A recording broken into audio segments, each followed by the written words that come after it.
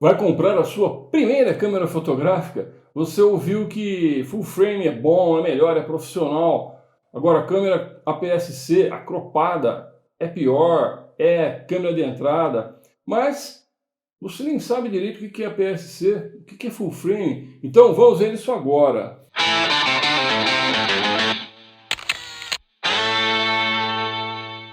Meu nome é Eduardo Moreto e seja muito bem-vindo ao canal Aventura Fotográfica. Primeiro de tudo, é importante entender que quando estamos falando de full frame APS-C, estamos falando sobre o tamanho dos sensores das câmeras. Mas o que é um sensor? É uma superfície fotossensível eletrônica que substituiu os antigos filmes das câmeras analógicas.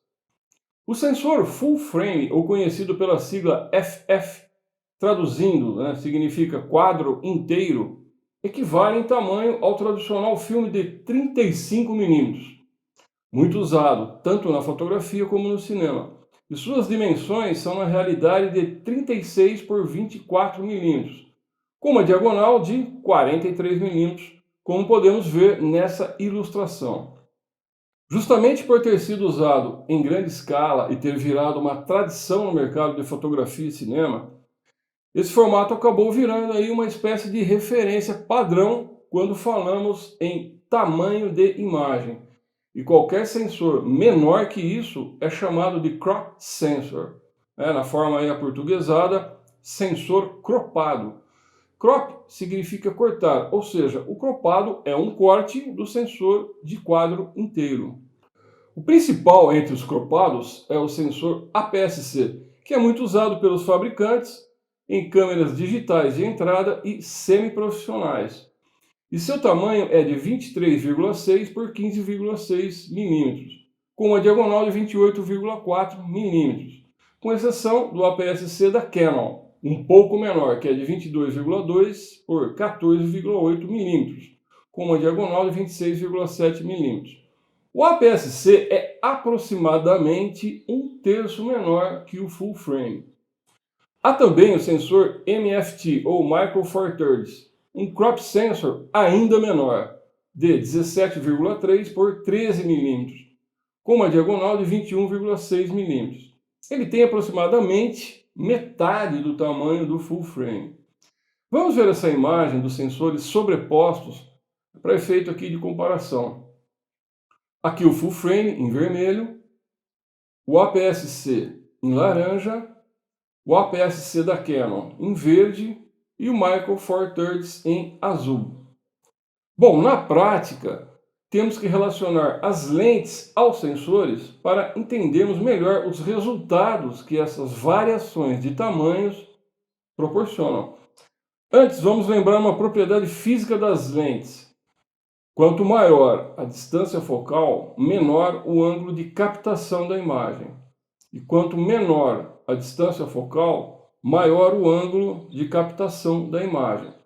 E se você não sabe o que é distância focal, você precisa ver esse vídeo aqui para entender essa explicação desse vídeo que estamos gravando agora. Mas a distância focal sozinha não determina o ângulo de visão, porque um sensor menor, ao cortar a imagem, estará diminuindo esse ângulo em relação ao sensor full frame, que é a nossa referência, tanto para sensores menores ou mesmo maiores que ele. Portanto, o ângulo de visão é definido pela distância focal e pelo tamanho do sensor da câmera, em que a lente está sendo usada. E ele, o ângulo de visão, é a própria diagonal do quadro. As lentes projetam uma imagem circular no sensor da câmera. Vamos ver essa outra imagem. Então, imagine que o círculo branco é toda a informação que a luz traz, a própria luz, através de uma lente full frame de distância focal de 70 mm, ou seja, projetada para uma câmera full frame, com sensor full frame. Agora aqui está então o sensor full frame.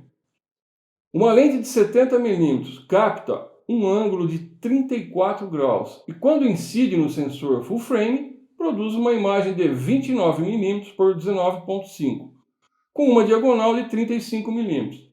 Agora, se eu colocar essa mesma lente numa câmera com um sensor Micro Four Thirds, olha aqui o sensor.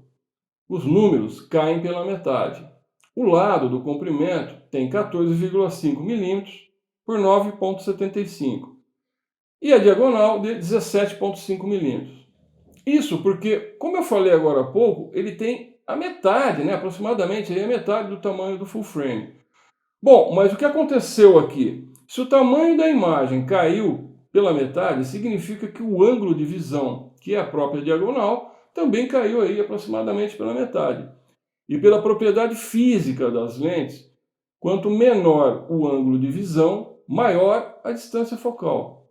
E se o ângulo de visão caiu pela metade, a distância focal aproximadamente aí dobrou. Portanto, a distância focal equivale a uma lente full frame de 140 mm incidindo num sensor full frame, nesse caso, né? Temos aqui então uma regra de equivalência. Não é que a lente passou a ter 140 mm, ela continua com 70 mm, que é da própria construção, né? É o próprio físico da lente. Portanto, é imutável, mas ao atuar nesse sensor MFT, ela passou a equivaler a uma lente de 140 mm, porque dobrou. Temos aqui então o famoso fator de corte, ou fator de equivalência, que no caso de sensores MFT é de 2 vezes em relação ao full frame. Então, pense da seguinte forma: o full frame ele é uma vez. O MFT, né, 2 vezes. E o APS-C, que é 1/3 menor do que o full frame, ele é 1,5 vezes, né, para todas as marcas. E na Canon, 1,6 vezes, porque ele é menor. Exemplo, uma lente full frame de 35 mm colocada em um sensor full frame, né, é 1 vez. Então ele atua como 35 mesmo, gerando um ângulo de 63 graus. No APS-C geral, aí, de todas as marcas, onde o fator de corte é 1,5, temos então 35 vezes 1,5 é igual a 52,5 milímetros, gerando um ângulo aí aproximado de 44,5 graus. No APS-C da Canon, o fator de corte é 1,6, então você faz 35 vezes 1,6 equivale aí a 56 milímetros, gerando um ângulo aproximado aí de 42,5 graus. E no MFT, no fator de corte é 2 vezes, né? Então 35 vezes 2, 70 milímetros, gerando um ângulo de 34 graus. São números aproximados. Moçada, se você não está entendendo direito essa coisa de distância focal, luz entrando na câmera, ângulo de visão, eu quero lembrar que esse vídeo faz parte do nosso guia Meu Primeiro Equipamento Fotográfico, que tem por objetivo orientar os iniciantes a comprar seu primeiro conjunto câmera-lente. E todas essas questões abordadas nesse vídeo estão muito bem explicadas lá nos vídeos. Vamos ver essa foto de uma casinha no campo. Com uma lente full frame 24-70mm, ela foi tirada com 40 mm de distância focal. Agora, se ela fosse tirada num sensor APS-C, teria então 60 mm. E esse seria o corte no quadro. Uma aproximação do assunto. Claro que eu moveria a câmera para melhor enquadramento do assunto principal, a própria casinha. Agora, no formato MFT, teria então o dobro, portanto, 80 mm. E esse, então, seria o corte.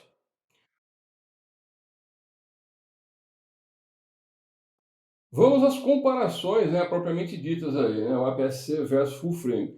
No quesito tamanho da imagem, o corte que o ângulo, né, de visão está proporcionando, o sensor cropado ele pode ser uma vantagem ao aproximar assuntos distantes, né, num campo aberto, por exemplo, foto de paisagem, e para determinados tipos de fotografia como esportes, vida selvagem, né, a hora que você vai enquadrar algum pássaro aí sem espantar o pássaro. Como nessa foto, tirado com uma distância focal de 250 mm. Mas o sensor cropado APS-C da Canon, ele foi o equivalente a 400 mm. Mas pode ser uma desvantagem no momento em que você precisa enquadrar, né, um cenário bem amplo, né, numa fotografia de paisagem, urbana ou rural, ou quando você está muito perto do assunto e sua lente não abre o suficiente, um ângulo suficiente para enquadrar, né, o assunto. Fotografia de arquitetura e outros, né, outros tipos de foto. Por isso, eu indico lentes zoom como sua primeira lente, né, como eu já falei em outros vídeos passados. Uma boa variação de distância focal, começando aí a partir de 15 mm, principalmente se você comprar uma câmera APS-C. Até aí 135 mm aproximadamente. Por exemplo, com 16 mm no fator de corte, por exemplo, você garantirá uma boa medida de grande angular, com 24 mm. E no outro extremo, vamos supor, 135 mm, no fator de corte você terá aproximadamente 200 mm. Só que nem sempre você vai encontrar uma boa lente com toda essa variação de distância focal. Então, se caso você optar por uma câmera APS-C e de repente aí uma lente que começa em 24 mm, depois de um tempo você vai ter que comprar, né? Eu aconselho você comprar uma segunda lente ultra grande angular, entre 14 e 21 mm, para poder suprir essas medidas de maior ângulo, uma vez que 24 no corte passa a ser de 36. Então, meu veredito na questão do tamanho é que realmente, para quem está começando na fotografia, tamanho do sensor não é documento. Até porque, se você comprar uma câmera full frame e uma primeira lente, por exemplo, 24-105, você vai querer comprar no futuro uma teleobjetiva com maior aproximação, tipo 70-300 ou uma 100-400, para poder suprir essas grandes distâncias focais. Então fique à vontade para comprar câmeras APS-C de entrada ou semi-profissionais mais baratas. Agora, no quesito qualidade de imagem, sim, os sensores full frame são maiores, possuem pixels maiores e maior área de absorção da luz, absorvendo assim mais informação, o que vai conferir maior nitidez e qualidade com menos ruído, né? Baixa granulação, mesmo em ISOs mais altos, né? Ou seja, quando você aumenta a sensibilidade do sensor. Também proporciona transições de cores mais ricas, mais claras, definidas, e uma faixa dinâmica mais ampla, com bastante riqueza de tonalidades de luz e contraste. E a qualidade das lentes full frame profissionais também vem a somar, com maiores e melhores conjuntos ópticos.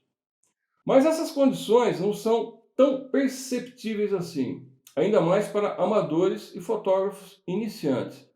Se você colocar duas câmeras, uma full frame e outra APS-C lado a lado para fotografar o mesmo assunto, o mesmo motivo, e com as mesmas condições de luz, e aí a definição dos parâmetros também é a mesma, ou seja, fazendo a mesma foto, essa diferença vai ficar mais evidente. Mas não é algo que comprometa, em hipótese alguma, a sua possibilidade de fazer grandes fotos, desenvolver a sua técnica fotográfica e trabalhar profissionalmente com fotografia. Essa qualidade superior e o seu respectivo preço do full frame se justifica principalmente em trabalhos destinados à impressão, fotografia de publicidade, arquitetura, paisagem, né, paisagem que vai ser impressa, trabalhos autorais. Então, no fim das contas, a sua decisão entre APS-C e full frame está mais ligada a fatores financeiros. Se você está bem abonado e quer realmente entrar com tudo no mundo da fotografia, seja aí como um hobby ou profissionalmente, vá de sistema full frame. Mas se as suas condições no momento estão mais limitadas, vá de APS-C, que você terá aí praticamente as mesmas condições de fazer qualquer trabalho fotográfico sem ficar devendo nada para as full frames. Gostou desse vídeo? Então se inscreva, toque no sininho para receber todas as notificações e não esqueça de deixar o seu like. Valeu, fecha por aqui!